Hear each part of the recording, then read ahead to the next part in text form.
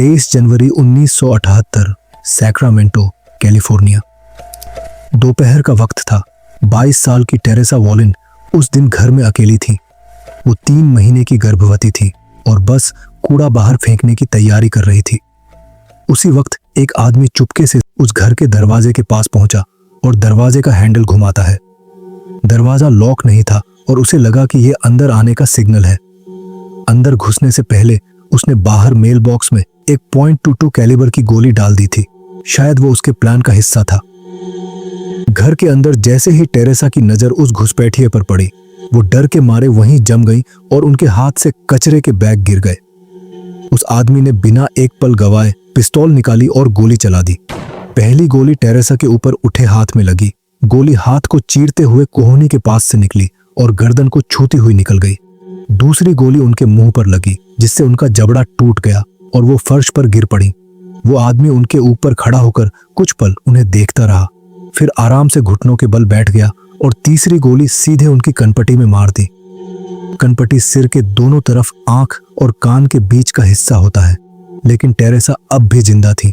उनकी सांसें चल रही थी। इसके बाद वो उनका शरीर घसीटकर बेडरूम में ले गया, जिससे पूरे घर में खून का एक लंबा निशान बन गया। फिर वो नीचे किचन में गया, वहां से एक चाकू उठाया और गिरे हुए कचरे में से एक खाली दही का डिब्बा भी उठा लिया। बेडरूम में लौटने के बाद उसने टेरेसा के साथ इतनी भयानक हरकतें की कि उन्हें पूरी तरह शब्दों में बयान करना मुश्किल है।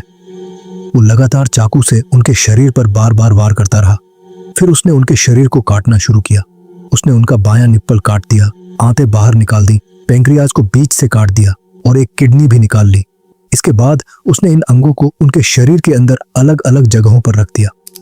उसने दही के डिब्बे और शायद दूसरे कंटेनरों को भी टेरेसा के खून से भर लिया।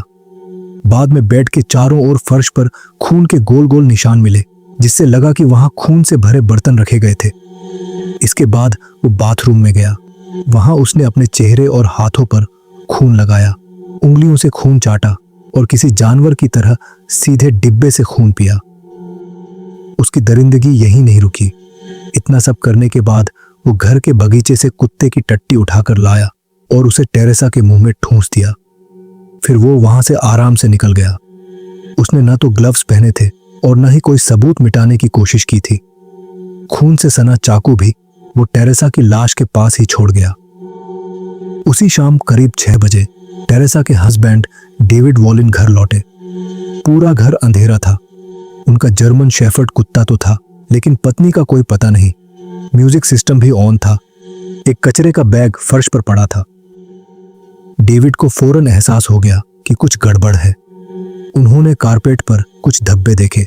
निशान को फॉलो करते हुए वो उनके पीछे बेडरूम तक गए और फिर वहां जो नजारा उनका इंतजार कर रहा था वो इतना भयानक था कि वो वहां 1 सेकंड भी रुक नहीं पाए और भागकर बाहर आ गए। जब पुलिस आई तो वो भी इस इतनी ज्यादा हिंसा और गंदगी को देखकर सहम गए। टेरेसा के चेहरे का जो एक्सप्रेशन था वो किसी को भी अंदर तक हिला देने के लिए काफी था। लेकिन उस रात का असली डर अब भी सामने आना बाकी था, क्योंकि इस भयानक अपराध के पीछे जिस शख्स का हाथ था वो था सैक्रामेंटो का वैम्पायर।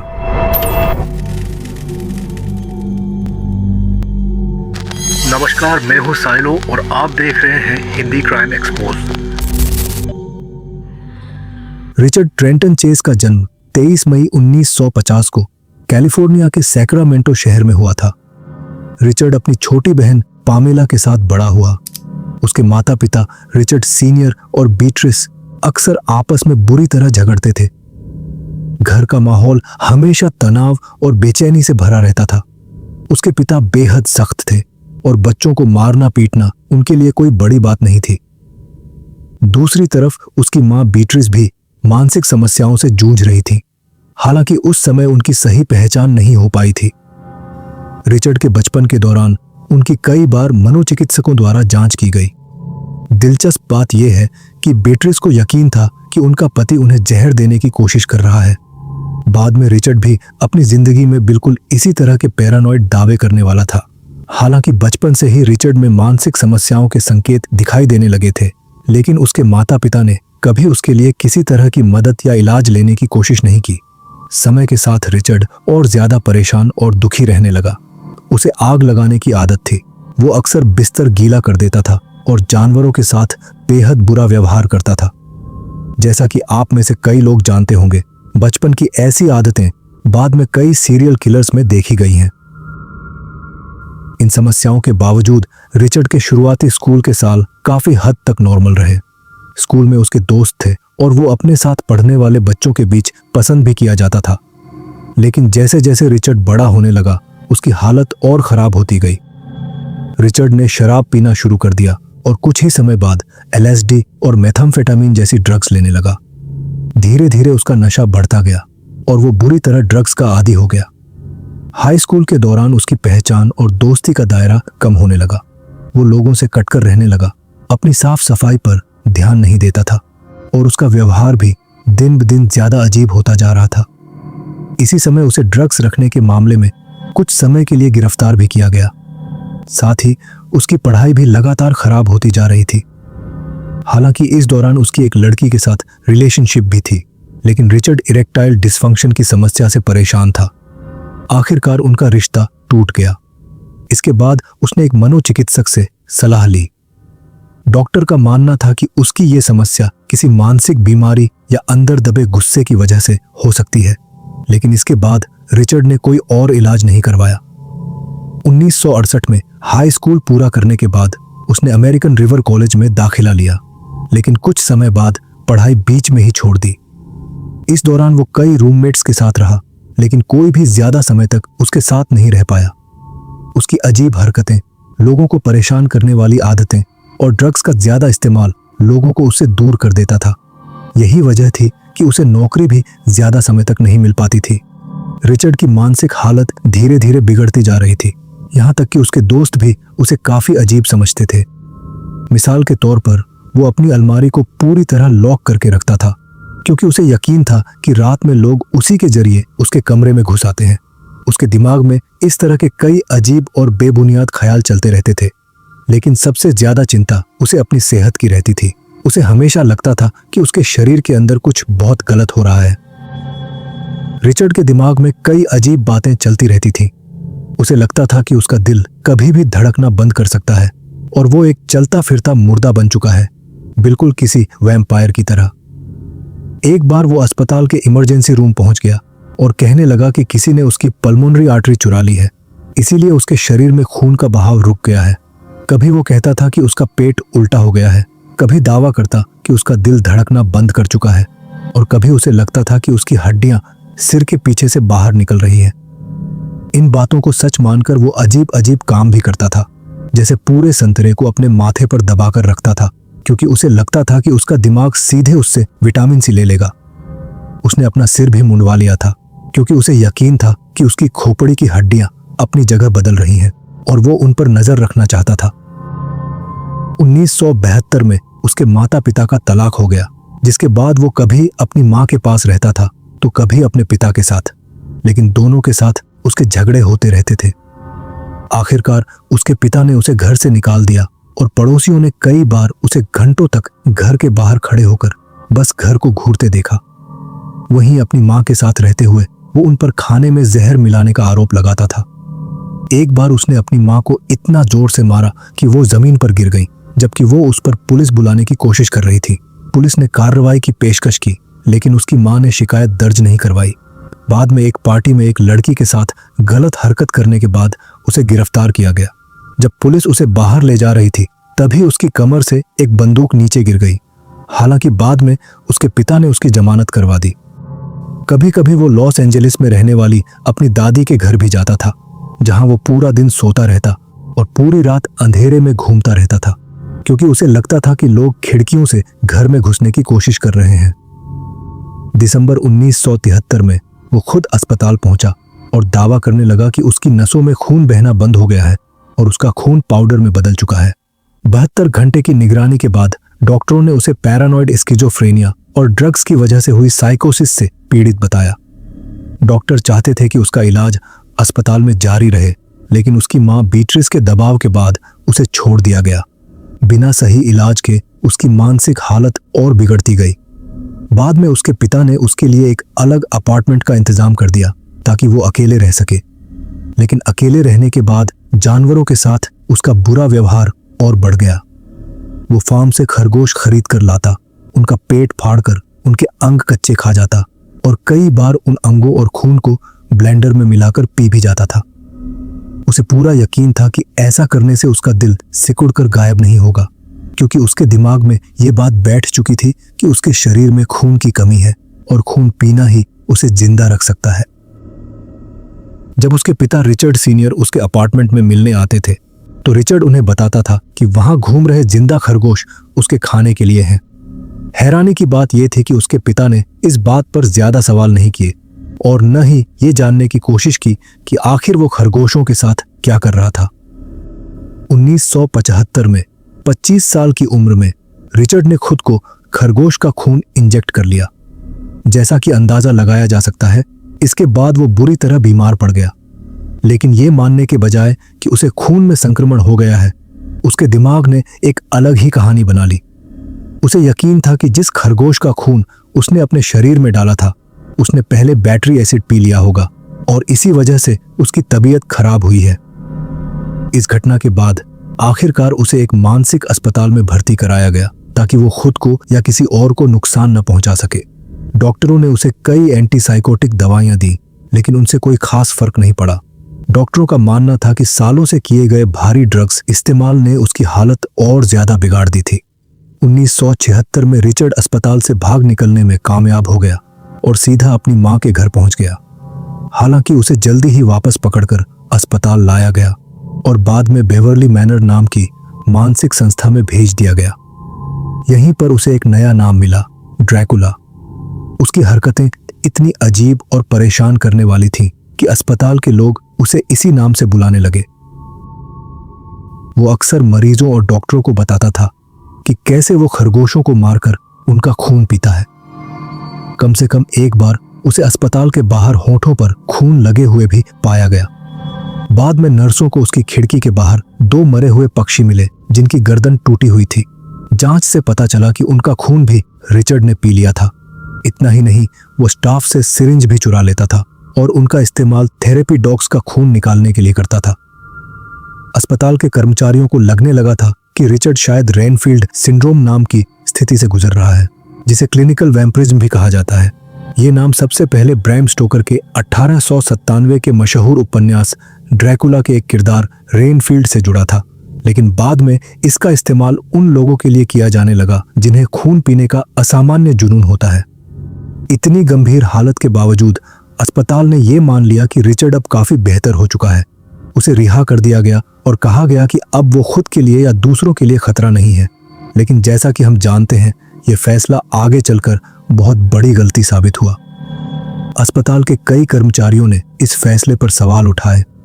उनका मानना था कि रिचर्ड अभी भी बेहद परेशान मानसिक हालत में था और उसे छोड़ना सही नहीं होगा। लेकिन उनकी बातों को नजरअंदाज कर दिया गया। रिहाई के समय उसे दवाइयां दी गईं और कहा गया कि उन्हें नियमित रूप से लेना है, लेकिन डॉक्टर उसकी निगरानी नहीं कर रहे थे। उसके माता पिता को उसकी कानूनी जिम्मेदारी दे दी गई और उसकी मां बीट्रिस ने उसका किराया भरने और राशन का खर्च उठाने की जिम्मेदारी संभाल ली। लेकिन असली दुनिया में लौटते ही रिचर्ड फिर से उसी रास्ते पर चल पड़ा। नए अपार्टमेंट में पहुंचते ही उसने जानवरों को पकड़ना, उन्हें सताना और उनका खून पीना फिर शुरू कर दिया। खरगोश, पक्षी, बिल्लियां, कुत्ते, जो भी उसके हाथ लग जाता, वो कभी कभी छोटे कुत्तों को अपने अपार्टमेंट में लटका देता, उनका शरीर काटता, उनका खून पीता और उनके अंग कच्चे खा जाता था। कुछ रिपोर्ट्स के मुताबिक वो उनके अंगों को सॉफ्ट ड्रिंक के साथ ब्लेंडर में मिलाकर भी पीता था। वो अक्सर आसपास के लोगों के पालतू जानवरों को निशाना बनाता था।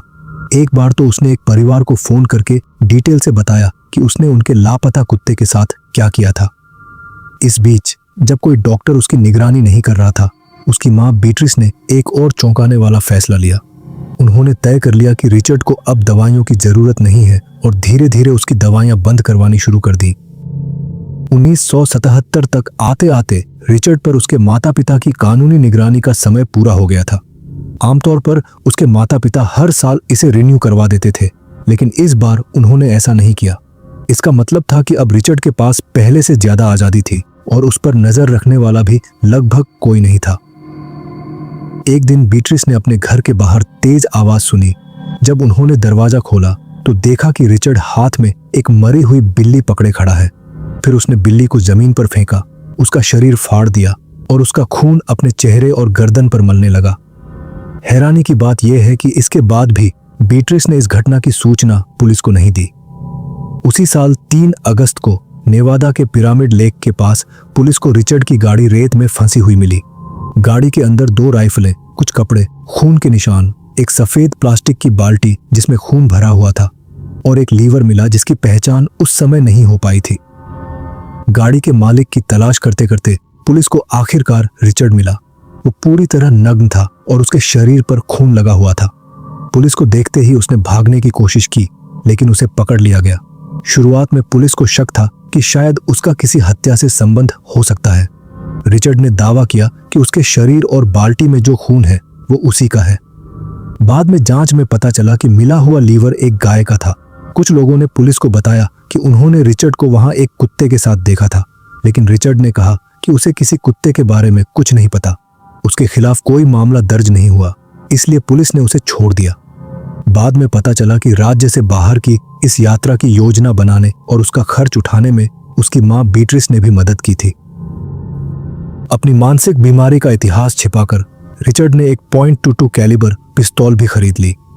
उसके अपार्टमेंट से कई बार गोलियों की आवाजें सुनाई देती थीं। बाद में उसने कहा कि वो उन आवाजों पर गोली चलाता था जो उसे सुनाई देती थी। यही बंदूक वो बाद में कुत्तों के सिर में गोली मारने के लिए इस्तेमाल करने लगा ताकि उनका खून आसानी से इकट्ठा कर सके। अब उसके पास हथियार था। उसकी मानसिक हालत हर दिन और बिगड़ रही थी और उसे रोकने या उस पर नजर रखने वाला कोई नहीं था। खून और हिंसा को लेकर उसका जुनून लगातार बढ़ता जा रहा था और अब वो उस खतरनाक मोड़ के बहुत करीब पहुंच चुका था जहां जानवरों को नुकसान पहुंचाने वाला इंसान जल्द ही इंसानों को निशाना बनाने वाला था। कुछ रिपोर्ट्स के मुताबिक बिल्ली वाली घटना के बाद उसकी मां ने उसे अपने घर आने से मना कर दिया था और क्रिसमस पर भी उसे घर नहीं बुलाया। बाद में रिचर्ड ने खुद दावा किया कि यही वो बात थी जिसने उसे पूरी तरह तोड़ दिया। 27 दिसंबर 1977 को उसने सैक्रामेंटो में रहने वाली एक औरत के घर पर अपनी पिस्तौल से गोली चला दी। खुशकिस्मती से उस घटना में कोई घायल नहीं हुआ, लेकिन सिर्फ 2 दिन बाद 51 साल के एम्ब्रोस ग्रिफिन, जो 2 बच्चों के पिता थे, अपनी पत्नी के साथ खरीदारी करके अभी अभी घर लौटे थे। जब एम्ब्रोस और उनकी पत्नी गाड़ी से सामान उतार रहे थे, तभी एम्ब्रोस अचानक उनकी आंखों के सामने जमीन पर गिर पड़े। उनकी पत्नी ने 2 अजीब सी आवाजें सुनी, लेकिन उन्हें लगा कि शायद उन्हें हार्ट अटैक आया है। असल में एम्ब्रोस को किसी अजनबी ने गुजरती गाड़ी से 2 गोलियां मार दी थीं। उनके एक बेटे ने बताया कि उसने उसी दिन इलाके में एक आदमी को राइफल लेकर घूमते देखा था। पुलिस ने उसे पकड़ भी लिया, लेकिन जल्दी ही साफ हो गया कि उसका इस हत्या से कोई संबंध नहीं था, क्योंकि उसकी राइफल और हत्या में इस्तेमाल हुई गोली मेल नहीं खाती थी। जांच के दौरान पुलिस को इलाके में देखी गई एक संदिग्ध गाड़ी के बारे में भी जानकारी मिली, लेकिन किसी के पास उसका साफ विवरण नहीं था। फिर एक 12 साल का लड़का सामने आया। उसने बताया कि जब वो साइकिल चला रहा था, तब लगभग 25 साल का एक भूरे बालों वाला आदमी उस पर गोली चला चुका था, लेकिन लड़का उसका नंबर नोट नहीं कर पाया। बाद में हिप्नोसिस की मदद से उसे नंबर प्लेट के कुछ अक्षर 219EP याद आए, लेकिन पुलिस को इस नंबर से मिलती कोई गाड़ी नहीं मिली। इसके बाद 27 दिसंबर को जिस औरत के घर पर गोली चलाई गई थी, वो भी सामने आई और पुलिस को उसके किचन से .22 कैलिबर की एक गोली मिली। इतने सुराग मिलने के बावजूद जांच आगे नहीं बढ़ पाई और मामला धीरे धीरे ठंडा पड़ गया। पुलिस रिचर्ड तक नहीं पहुंच सकी और उसके अपराध और भी खतरनाक होते चले गए। करीब 2 हफ्ते बाद 23 जनवरी को जीन लेटन नाम की एक औरत ने एक लंबे और बिखरे बालों वाले आदमी को अपने घर की तरफ आते देखा। उसने देखा कि वो पैटियो का दरवाजा खोलने की कोशिश कर रहा है, लेकिन दरवाजा लॉक था। इसके बाद वो खिड़कियों को खोलने की कोशिश करने लगा, लेकिन वे भी बंद थीं। फिर वो वापस दरवाजे की तरफ आया और उसकी नजर सीधे जीन से मिली। कुछ पल तक वो बिना कोई भाव दिखाए उसे घूरता रहा, फिर सिगरेट जलाई और वहां से चला गया। जीन के घर से ज्यादा दूर नहीं, रॉबर्ट और बारबरा एडवर्ड्स खरीदारी करके अपने घर लौट रहे थे। तभी उन्हें अंदर से एक अजीब आवाज सुनाई दी। शायद घुसपैठिए ने भी उनकी आवाज सुन ली थी, इसलिए वो फौरन एक खिड़की से बाहर निकलकर भाग गया। रॉबर्ट ने उसे रोकने की कोशिश की, लेकिन वो सड़क पर दौड़ता हुआ एक बाड़ कूदकर गायब हो गया। जब पुलिस घर पहुंची तो शुरुआत में उन्हें लगा कि ये चोरी की कोशिश थी, लेकिन जांच के दौरान उन्हें कुछ ऐसी बातें मिली जो बेहद अजीब थीं। घुसपैठिए ने एक दराज में पेशाब कर दिया था जिसमें बच्चे के धुले हुए कपड़े रखे थे, और उसने एक बच्चे के बिस्तर पर मल भी कर दिया था। बाद में पता चला कि यही आदमी पूरे इलाके में घूम रहा था और एक के बाद एक घरों के दरवाजे और खिड़कियां जांच रहा था। अगर सब बंद मिलते तो वो अगले घर की तरफ बढ़ जाता। बाद में सामने आया कि रिचर्ड खास तौर पर ऐसे घर ढूंढता था जिनके दरवाजे खुले हों, क्योंकि अपने वैम्पायर वाले भ्रम की वजह से उसे लगता था कि खुला दरवाजा इस बात का संकेत है कि उसे अंदर आने की इजाजत है, जैसे घर वालों ने उसे खुद बुलाया हो। उसी दिन नैन्सी वेस्टफॉल एक शॉपिंग सेंटर में खरीदारी कर रही थी। तभी उनकी नजर एक ऐसे आदमी पर पड़ी जो काफी उलझा हुआ और खोया खोया सा लग रहा था। वो आदमी उनकी तरफ बढ़ा और अचानक उनसे कर्ट और एक मोटरसाइकिल के बारे में कुछ पूछने लगा। ये सुनकर नैन्सी चौंक गई। करीब 10 साल पहले वो कर्ट नाम के एक लड़के को डेट कर चुकी थी, जिसकी बाद में मोटरसाइकिल दुर्घटना में मौत हो गई थी। जब उन्होंने पूछा कि वो कौन है तो उसने अपना नाम रिक चेस बताया। ये सुनकर नैन्सी और भी हैरान रह गई। वो रिचर्ड को हाई स्कूल के समय से जानती थी। उन्होंने उसके बारे में ड्रग्स की लत में पड़ने की बातें तो सुनी थी, लेकिन उसे इस हालत में देखकर उन्हें यकीन नहीं हुआ। उसके कपड़े गंदे थे, बाल बिखरे हुए थे और उसका पूरा हुलिया बिगड़ा हुआ लग रहा था। नैन्सी कुछ मिनट तक उससे बात करती रही, लेकिन उसका व्यवहार और हुलिया देखकर उन्हें कुछ अजीब सा लग रहा था। वो किसी तरह वहां से निकलना चाहती थी। आखिरकार जब रिचर्ड काउंटर पर बिजी हुआ तो वो दुकान से बाहर निकल गई, लेकिन रिचर्ड उनके पीछे पार्किंग तक आ गया और उनसे लिफ्ट देने की जिद करने लगा। नैन्सी फौरन अपनी गाड़ी में बैठी, दरवाजे लॉक किए और उसके रोकने से पहले ही वहां से निकल गई। उस समय उन्हें लगा कि शायद उन्होंने उसके साथ अच्छा व्यवहार नहीं किया, लेकिन अंदर से कुछ उन्हें उससे दूर रहने के लिए कह रहा था। बाद में साबित हुआ कि उनका यह एहसास बिल्कुल सही था। जैसा कि आपको याद होगा, 23 जनवरी का दिन अब भी खत्म नहीं हुआ था। उस दिन रिचर्ड जिस अगले घर में घुसा वो 3 महीने की गर्भवती टेरेसा वॉलिन का घर था। वहीं उसने टेरेसा की बेहद भयानक तरीके से हत्या कर दी, जिसके बारे में हम वीडियो की शुरुआत में बात कर चुके हैं। शुरुआत में अधिकारियों को लगा कि शायद टेरेसा की हत्या उसके पति की किसी पुरानी प्रेमिका ने करवाई होगी या उससे जुड़ी हो सकती है, लेकिन जैसे जैसे रिचर्ड के अपराध सामने आने लगे, ये थ्योरी जल्दी ही गलत साबित हो गई। रिचर्ड के अपने दावे के मुताबिक टेरेसा की हत्या करने के बाद उसने बाकी दिन अपनी मां के साथ टीवी देखते हुए बिताया और उनसे छोटे हरे एलियंस के बारे में बातें करता रहा। हालांकि ये बात कितनी सच थी ये साफ नहीं है, खासकर इसलिए क्योंकि रिचर्ड पहले दावा कर चुका था कि उसकी मां ने उसे अपने घर आने से मना कर दिया था। और जैसा कि आगे आप जानेंगे, उसका खुद का अपार्टमेंट भी ऐसी जगह नहीं था जहां यह सब आसानी से हो सकता था। टेरेसा की हत्या के 2 दिन बाद उसके घर के पास एक पपी मरा हुआ मिला। टेरेसा की हत्या के 1 हफ्ते से भी कम समय बाद 27 जनवरी को रिचर्ड ने फिर हमला किया। टेरेसा के घर से लगभग 1 मील दूर 38 साल की एवलिन मीरोथ अपने घर पर थी। वो अपने 22 महीने के भतीजे डेविड की देखभाल कर रही थी। उनके साथ उनके 51 साल के दोस्त डैन मेरेडिथ भी मौजूद थे। वहीं एवलिन अपने 6 साल के बेटे जेसन को रात के लिए उसके दोस्त के घर भेजने की तैयारी कर रही थी। लेकिन जब जेसन अपने दोस्त के घर नहीं पहुंचा तो उस परिवार को चिंता होने लगी। उन्होंने अपनी बेटी को हाल जानने के लिए एवलिन के घर भेजा। जब वो वहां पहुंची तो उसे सामने की खिड़की से घर के अंदर कुछ हलचल दिखाई दी, लेकिन काफी देर तक दरवाजा खटखटाने के बावजूद किसी ने दरवाजा नहीं खोला। अपने माता पिता और पड़ोसियों को खबर देने के बाद पुलिस को बुलाया गया। एक ऑफिसर मौके पर पहुंचा और घर के अंदर गया। अंदर जो नजारा था वो बेहद डराने वाला था। डैनी मेरेडिथ का शव घर के हॉलवे में खून के तालाब के बीच पड़ा था। उसके सिर में गोली मारी गई थी। जैसे जैसे डिप्टी घर के अंदर आगे बढ़ा, उसे बाथरूम में चारों तरफ खून के छींटे दिखाई दिए और बाथटब लाल रंग के पानी से भरा हुआ था। बेडरूम में एवलिन नग्न हालत में पड़ी थी और उनके सिर में गोली लगी हुई थी। उनके पेट को काट दिया गया था और उनकी आंतें बाहर खींच ली गई थी। उनके शव के पास खून से सने 2 बड़े चाकू पड़े हुए थे। ऐसा लग रहा था कि एवलिन नहा रही थी, तभी उन पर हमला हुआ।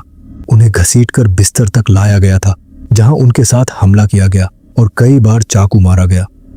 उनकी गर्दन भी काटी गई थी और हमलावर ने उनकी एक आंख निकालने की भी कोशिश की थी। टेरेसा वाले मामले की तरह यहां भी कालीन पर बने खून के गोल निशानों से लगता था कि हत्यारे ने खून इकट्ठा करने के लिए किसी बर्तन का इस्तेमाल किया था। बिस्तर के पास 6 साल के जेसन का शव मिला, जिसके सिर में 2 गोलियां मारी गई थी। घर के अंदर मिले खून लगे पैरों और हाथों के निशान बाद में टेरेसा वॉलिन के घर पर मिले निशानों से मेल खा गए, जिससे दोनों मामलों के बीच सीधा संबंध जुड़ गया। इसी दौरान एक 11 साल की लड़की ने भी बताया कि उसने लगभग दिन के 11 बजे उसी हुलिये के एक आदमी को उस घर में जाते हुए देखा था।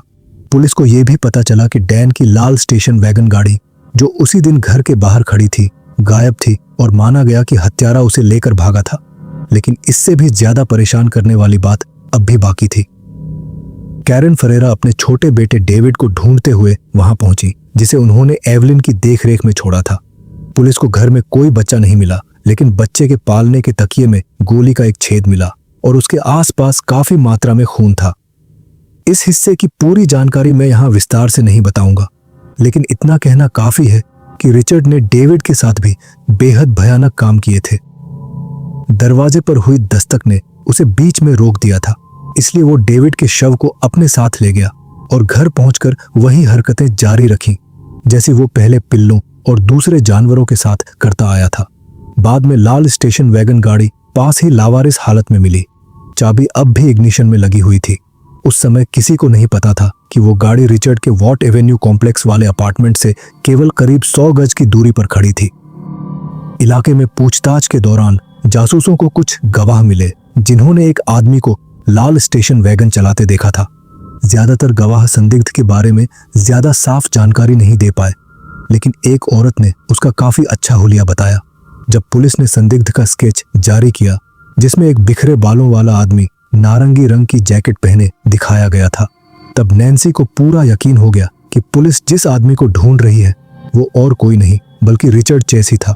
नैन्सी को सिर्फ स्केच देखकर ही शक नहीं हुआ था, बल्कि जिस दिन उनकी रिचर्ड से मुलाकात हुई थी, उस दिन रिचर्ड ने वही नारंगी रंग की जैकेट पहन रखी थी जैसी पुलिस के जारी किए गए स्केच में दिखाई गई थी।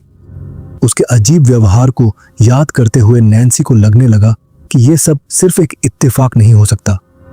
नैन्सी की तरह रिचर्ड की एक पड़ोसी डॉन लार्सन को भी न्यूज में स्केच देखने के बाद उस पर शक होने लगा था। कुछ बातें उसे पहले से ही परेशान करती थी, जैसे रिचर्ड अक्सर पालतू जानवर अपने घर ले जाता था, लेकिन फिर वो जानवर कभी दोबारा दिखाई नहीं देते थे। उसके घर की दीवार पर सैक्रामेंटो का एक बड़ा नक्शा भी टंगा था, जिस पर काली स्याही से कई निशान बने हुए थे।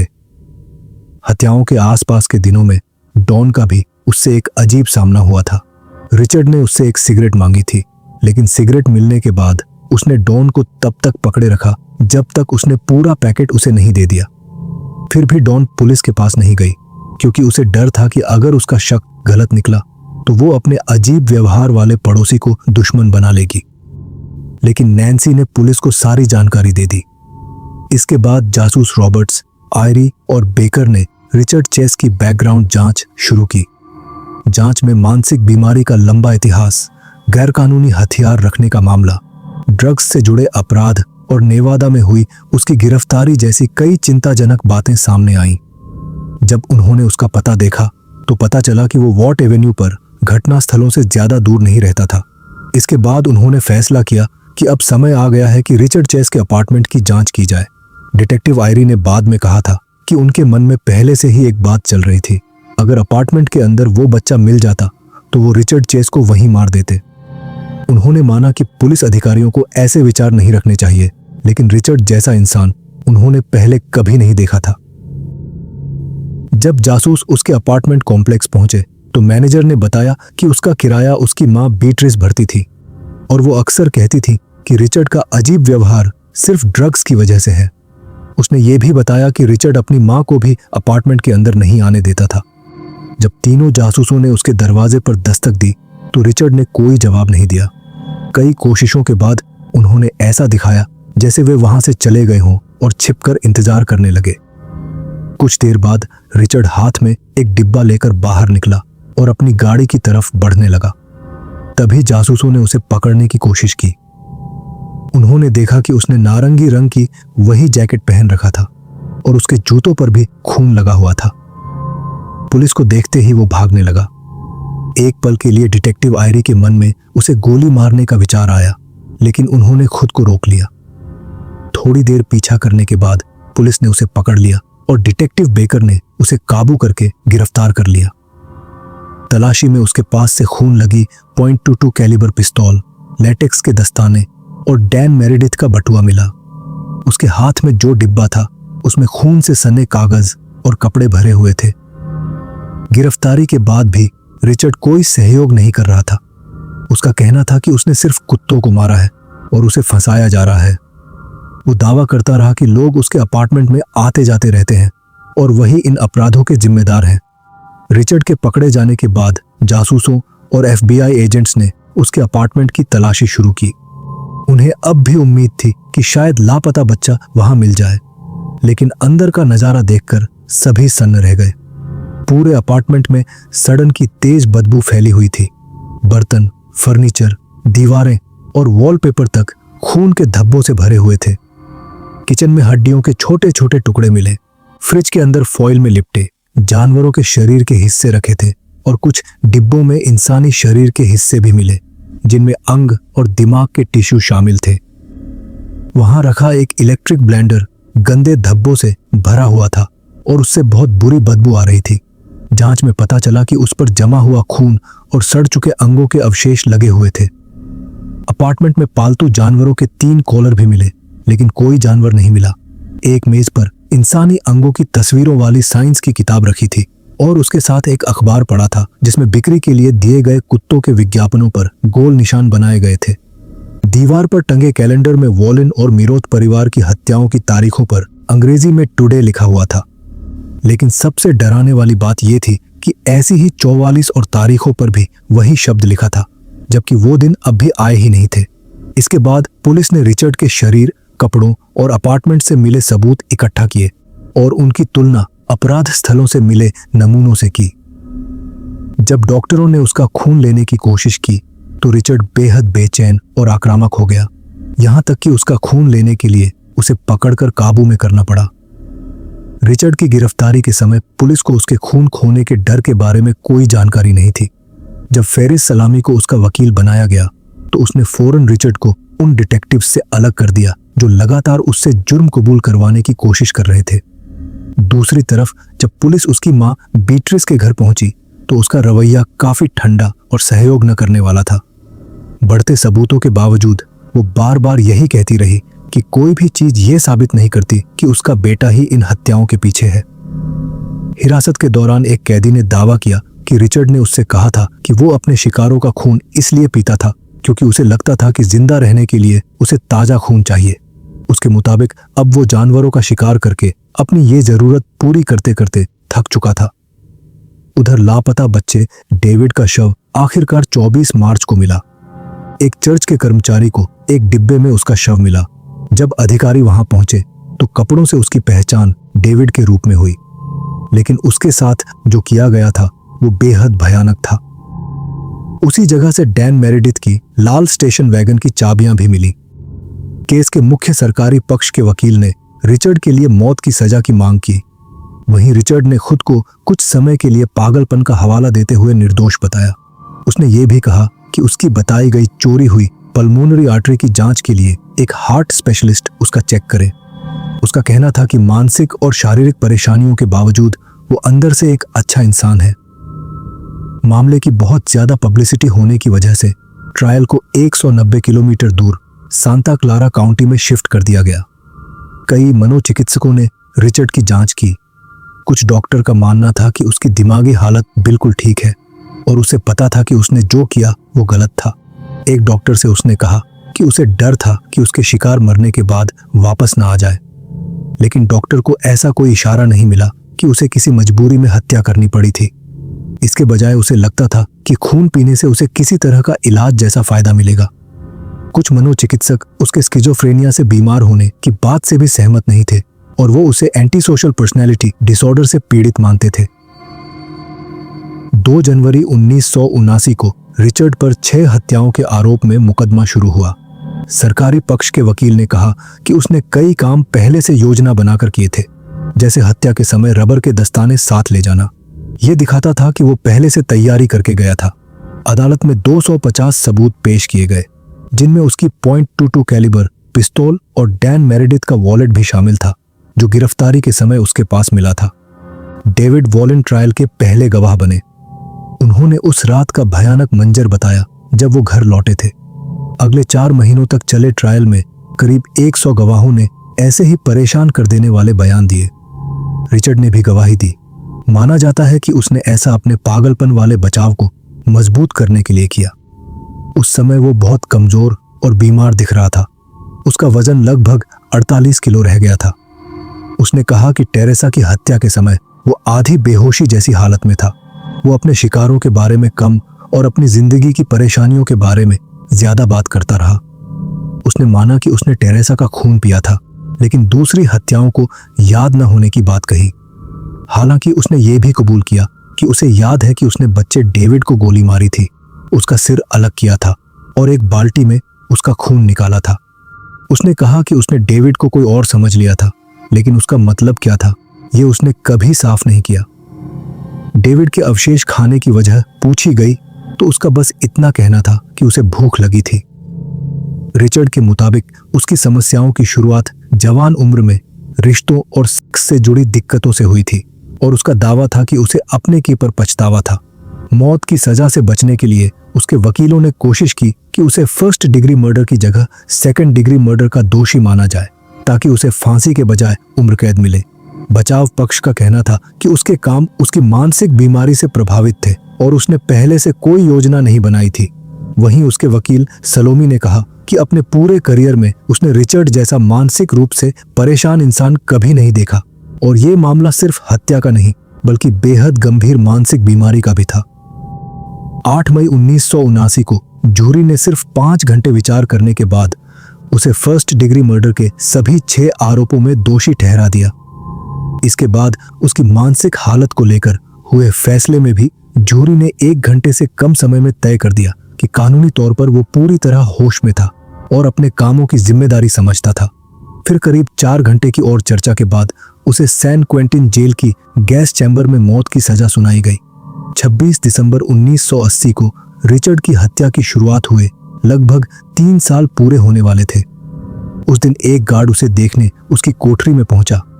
उस वक्त रिचर्ड पीठ के बल लेटा हुआ था और सांस ले रहा था, लेकिन गार्ड की आवाज सुनकर भी उसने कोई जवाब नहीं दिया, जो उसके लिए आम बात नहीं थी।